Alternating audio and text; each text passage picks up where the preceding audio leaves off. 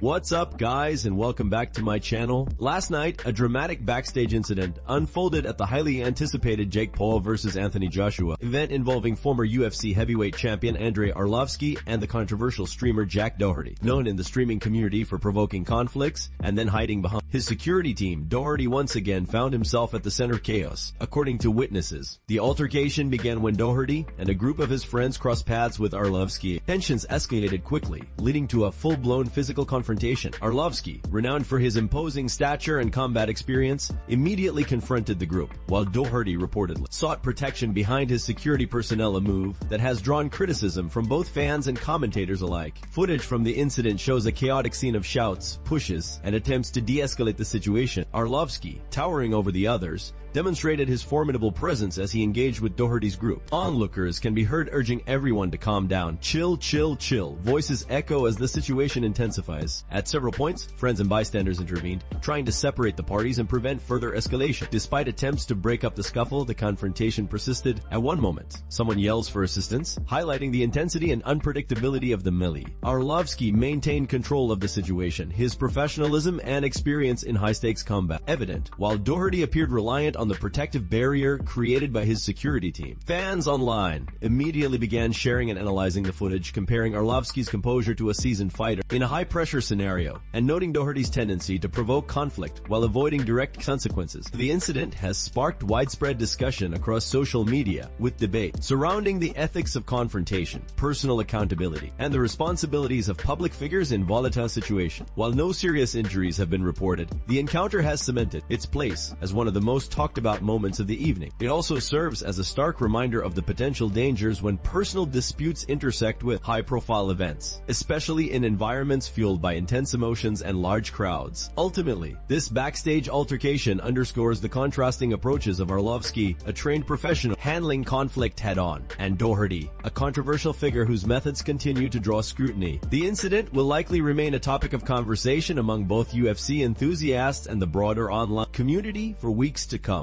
But before we jump into the next story, we have a small favor to ask. If you're enjoying the content, please give this video a like, subscribe to the channel, and tap the bell icon. It really helps us out and ensures you'll never miss an update. Move on to another news. Jake Paul has confirmed that he suffered a serious injury following his bout with Anthony Joshua, revealing that his jaw was broken during the fight. The YouTuber turned boxer shared the news directly with fans by posting an X-ray image to his Instagram, showing the extent of the damage. According to Paul, the injury was not minor. His jaw was broken in 2 places as a result of the contest. In the caption accompanying the image, Paul attempted to maintain his trademark bravado despite the setback. He wrote, "Double broken jaw. Give me Canelo in 10 days. Blending humor with defiance." The post quickly gained traction online, sparking reactions from fans, critics, and fighters across the combat sports world. Paul also added a more personal note in the caption, joking about his condition while acknowledging the seriousness of the injury. Shortly afterward, Paul provided an update following surgery. In a follow-up post, he confirmed that the procedure was successful and thanked supporters for the overwhelming response. "Surgery went well. Thanks for all the love and support," Paul wrote. He revealed that doctors installed 2 titanium plates on each side of his jaw to stabilize the fractures. Additionally, several teeth were removed as part of the procedure, highlighting the severity of the damage sustained. Paul also shared details of his recovery process, explaining that he will be restricted to a liquid-only diet for at least 7 days. While the road to full recovery may take longer, Paul appeared optimistic and determined, signaling that he has no intention of slowing down despite the injury. The situation drew attention from some of the biggest names in combat sports, including former UFC double champion Conor McGregor. MC Gregor left a brief but notable comment under Paul's post, writing, "Fair play. Well done." The message was widely interpreted as a sign of respect, acknowledging Paul's willingness to step into the ring and absorb the consequences of high-level competition. As the story continues to circulate, fans are now speculating about Paul's future potential comeback timeline and whether his bold callouts will remain talk or turn into reality once he fully recovers. For now, the broken jaw stands as a stark reminder of the risks involved at the elite level of boxing. Move on to another news. Arman Tsarukyan has once again stirred conversation in the MMA community after taking subtle and not so subtle jabs at fellow lightweight contenders Paddy Pimblett and Ilia Topuria during a recent exchange on social media. Known for his confidence and sharp tongue, Tsarukyan used the platform Thread to mock his rivals, igniting reactions from fans and fighters alike. The exchange began when Tsarukyan posted a comment implying that he continues to occupy space in Paddy Pimblett's mind, living rent-free in Paddy's head. Tsarukyan wrote, a remark that immediately drew attention from fans. One user responded by asking Tsarukyan a pointed question: which opponent was the easier matchup for him, Pimblett or former interim title challenger Justin Gaethje?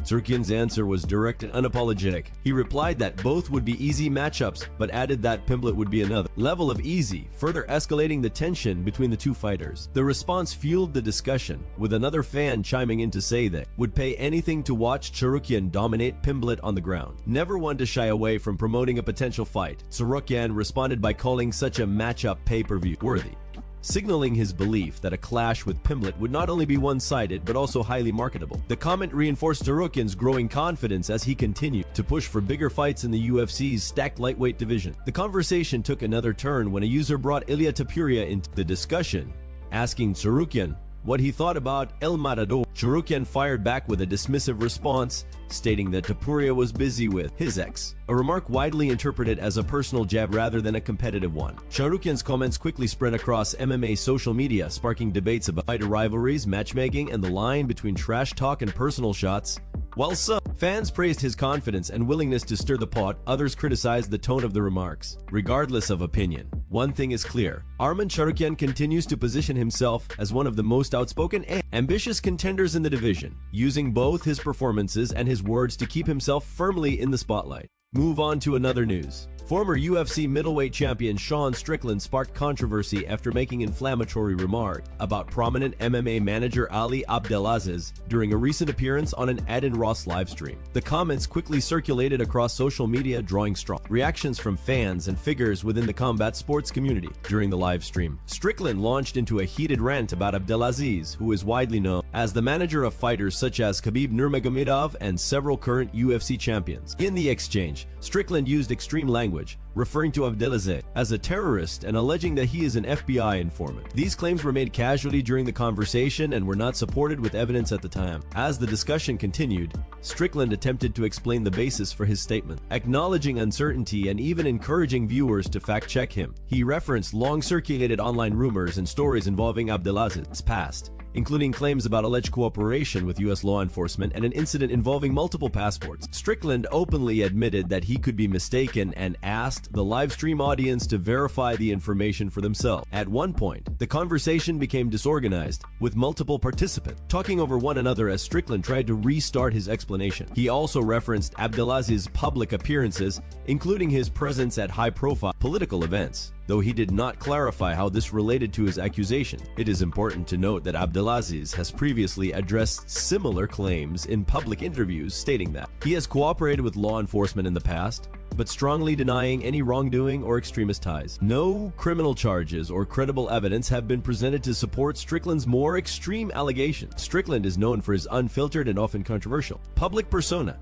frequently making headlines for outspoken remarks that blur the line between personal opinion and provocation. This latest incident adds to his long history of polarizing statements outside the octagon. As of now, Ali Abdelaziz has not publicly responded to Strickland's comments. This situation highlights ongoing tensions in MMA media spaces, where live streams and social platforms continue to amplify unverified claims and emotionally charged rhetoric. Move on to another news. Andrew Tate suffered a setback in the boxing ring after losing to Chase D'Amour via majority decision, a result that allowed D'Amour to retain the Misfits Boxing Heavyweight Championship. While the fight generated significant attention due to Tate's online notoriety, the bout itself was widely criticized by members of the MMA and combat sports community. Following the decision, reactions poured in from prominent fighters, analysts, and media figures, many of whom expressed disappointment with both the performance and the overall quality of the fight. Former UFC middleweight champion Michael Bisping did not hold back in his assessment, bluntly stating that neither fighter impressed him. He later added that the contest was hilariously bad, a comment that quickly spread across social media. MMA journalist Ariel Helwani reacted more subtly, posting a well-known GIF reading, "That's a shame," which many fans interpreted as a reflection of the bout's underwhelming nature. Former UFC lightweight contender Kevin Lee was more direct, using the result to reinforce his long-standing skepticism about Tate's fighting ability. Lee remarked that the performance validated what many fighters had been saying for years, that Andrew Tate was never equipped to compete seriously in combat sports. Boxing star Ryan Garcia also weighed in, admitting that he believed Tate was on the verge of being knocked out at several points during the fight. Meanwhile, popular MMA content creator The MMA Guru delivered one of the harshest critiques, calling the bout the worst fight he had ever watched. He criticized the lack of technical skill on display and claimed the performance represented a major loss of momentum and credibility for Tate. Despite the overwhelming criticism, the post-fight narrative took an unexpected turn when D. Moore offered words of respect toward Tate. In an emotional statement, D. Moore described Tate as one of the toughest opponents he had ever faced and credited him with offering personal support during a difficult period in his life. D. Moore emphasized that regardless of public opinion, he viewed Tate as a significant figure in his journey. The fight has since reignited debate about influencer boxing and the gap between mainstream popularity and elite-level combat skill. While De Moore walks away with the championship intact, Tate's performance has left many questioning what his future holds inside the ring. Move on to another news. A potential blockbuster matchup is beginning to take shape in the UFC welterweight division as respect commentator John Anik recently shared insight that has surprised much of the MMA fanbase. According to Anik, undefeated contender Michael Morales has emerged as the frontrunner to face Islam Makhachev next, a development that has shifted expectations across the division. Many fans had assumed that established names such as Kamaru Usman, Colby Covington, or Ian Machado Garry would be next in line. However, Anik explained that the UFC views Morales as a uniquely dangerous challenge for Makhachev. The reasoning lies in Morales' resume and stylistic profile. He remains undefeated and is coming off back-to-back wins over elite grapplers including Gilbert Burns and Sean Brady victories that carry significant weight with UFC matchmakers. Morales is not viewed as a striker who folds under wrestling pressure. Instead, he has consistently punished opponents who attempt to take the fight to the mat. That ability has made him particularly appealing as an anti-grappler matchup for Makhachev, whose dominance has often overwhelmed fighters with more one-dimensional skill sets. Morales' size, explosiveness, and composure have further elevated his status, as he has yet to show real vulnerability inside the octagon. Timing also plays a major role in the potential matchup. Makhachev has previously expressed a preference to compete before Ramadan, which is expected to begin around February 17. That window makes an early February title defense in 2026 the most likely scenario if the fight is finalized. The situation also has ripple effects throughout the division. For fighters like Ian Machado Garry, the rise of Morales complicates the title picture. With Morales gaining momentum and Carlos Prates continuing to rack up knockout wins, the path to a championship opportunity has become far less straightforward.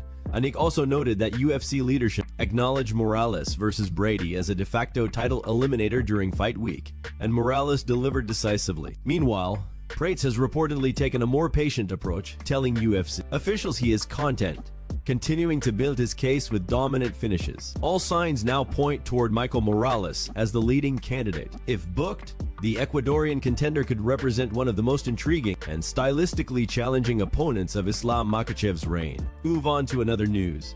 Tony Ferguson delivered an emphatic performance at Misfits Mania, defeating Warren Spence via unanimous decision and capturing the Misfits Boxing Middleweight Championship. With the victory, Ferguson improved his professional boxing record to 2-0, continuing a successful transition into the boxing ring following his legendary MMA career. From the opening round, Ferguson set the pace with his trademark pressure and unorthodox offense. He consistently found openings with sharp combinations, overwhelming Spencer with volume and movement. The bout reached a dramatic moment in the second round when Ferguson dropped Spencer hard, standing over him and unleashing a burst of emotion that energized the crowd. Despite the knockdown, Spencer showed tremendous toughness, surviving the round and continuing to press forward. As the fight wore on, Ferguson's conditioning and experience became increasingly evident. He controlled the exchanges, piecing Spencer up with clean shots while avoiding extended damage. In the final moments of the fight, Ferguson nearly secured a knockout, landing a series of heavy punches in the closing 10 seconds that had Spencer on the brink of being stopped. The bell ultimately saved Spencer, sending the fight to the judges' scorecards. All three judges awarded the contest to Ferguson, confirming a clear unanimous decision victory and crowning him the new Misfits Boxing Middleweight Champion. The performance drew immediate praise from across the MMA and boxing communities. MMA journalist Ariel Helwani reacted positively, jokingly dubbing Ferguson the comeback fighter of the year and expressing excitement at seeing El Kuki